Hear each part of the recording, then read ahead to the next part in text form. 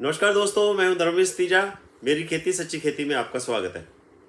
ज़्यादा बारिशों के कारण खरीफ की फसलों की पैदावार और क्वालिटी में बहुत ज़्यादा नुकसान हुआ है।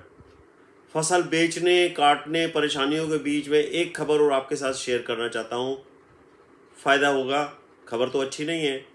क्या हुआ है कि भाई कई कंपनियों ने NPK कम्प्लेक्स 12-32-16 आता है, 20-20 आता है, खादों के रेट बहुत ज़्यादा बढ़ा दिए हैं और कुछ कंपनियां पुराने रेट पर भी बेच रही हैं।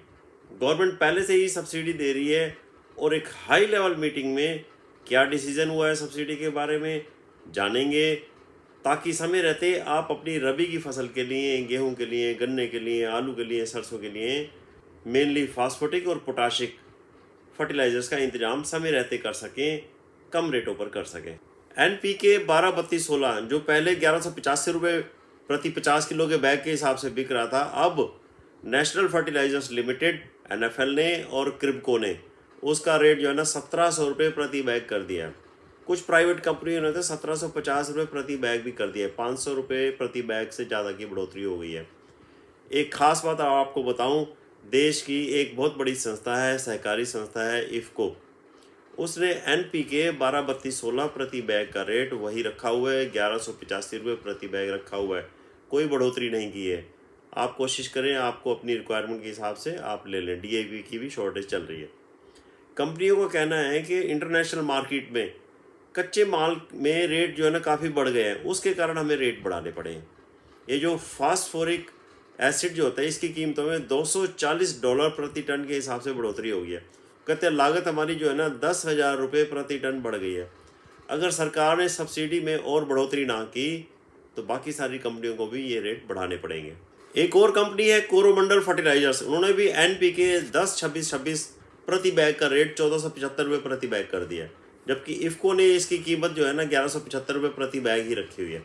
अब इफ़को ने एक फर्टिलाइज़र आता है 20-20-0 NPK, तो उसकी कीमत 1050 से बढ़ाकर 1150 कर दी है, जबकि कोरोमंडल ने इसका रेट 1225 रुपये प्रति बैग रख दिया है। ये सब इस पर डिपेंड करता है कि किस कंपनी ने कच्चे माल के सौदे इंटरनेशनल मार्केट से किस रेट पर किए हुए। अब चाइना ने अपनी ज़रूरत के हिसाब से भी क्या किया है कि DAP का एक्सपोर्ट बंद कर दिया, यूरिया का भी बंद कर दिया है। यूरिया की शॉर्टेज लगभग दिसंबर में आ सकती है, अभी क्लियर नहीं कह सकते। भारत में DAP को लेकर कई जगह की लंबी लाइनों की खबरें आ रही है, धक्का मुक्की की खबरें भी आ रही हैं। अब DAP तो देखो जी, बिजाई के समय बहुत ज़रूरी खाद है।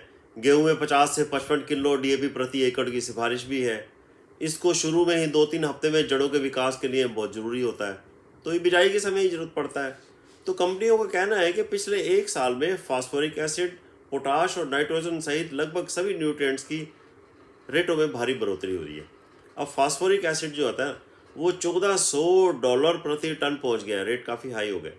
DAP बनाने के लिए रॉक फास्फेट को फास्फोरिक एसिड के साथ ट्रीट किया जाता है, ब्लेंड किया जाता है, कुछ दिनों के लिए किया जाता है, ये बहुत ज़रूरी होता है। अब DAP में आपको सबको पता है भी 46% फॉस्फेट होता है और इसकी कीमत अभी 1200 रुपये प्रति बैग ही है, यहीं पर टिकी हुई है। जबकि NPK, इसके अंदर फास्फोरिक एसिड जो फास्फेट जो होता है वो 32% होता है, इसकी कीमत 1700 रुपये प्रति बैग हो गई है।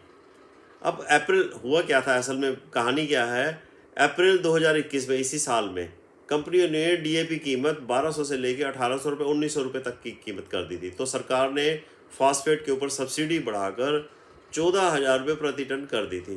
तो DAP जो है ना वहीं का वहीं 1200 रुपये प्रति बैग के पुराने रेट पर भी टिका रहा था।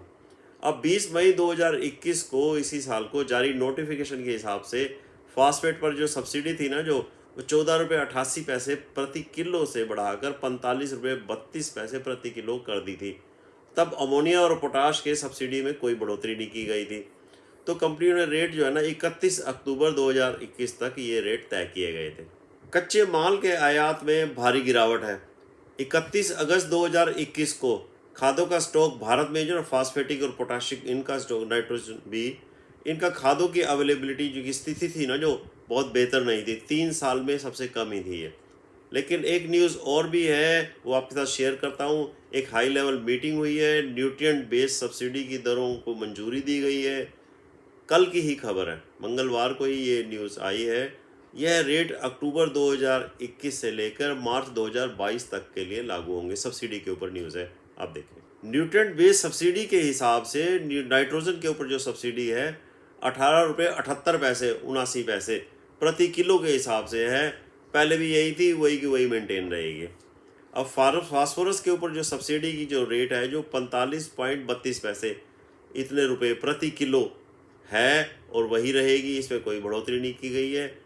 मई 2021 में ₹14.88 से बढ़ाकर ये ₹45.32 प्रति किलो की गई थी।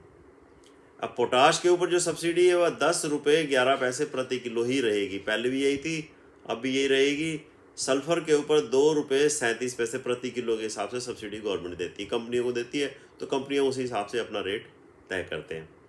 ये सब्सिडी पहले से ही चल रही है, मतलब कि मौजूदा सब्सिडी जारी रहेगी, बढ़ोतरी कोई नहीं की गई है। इस समय रबी सीज़न में फसलों की बुआई का समय है।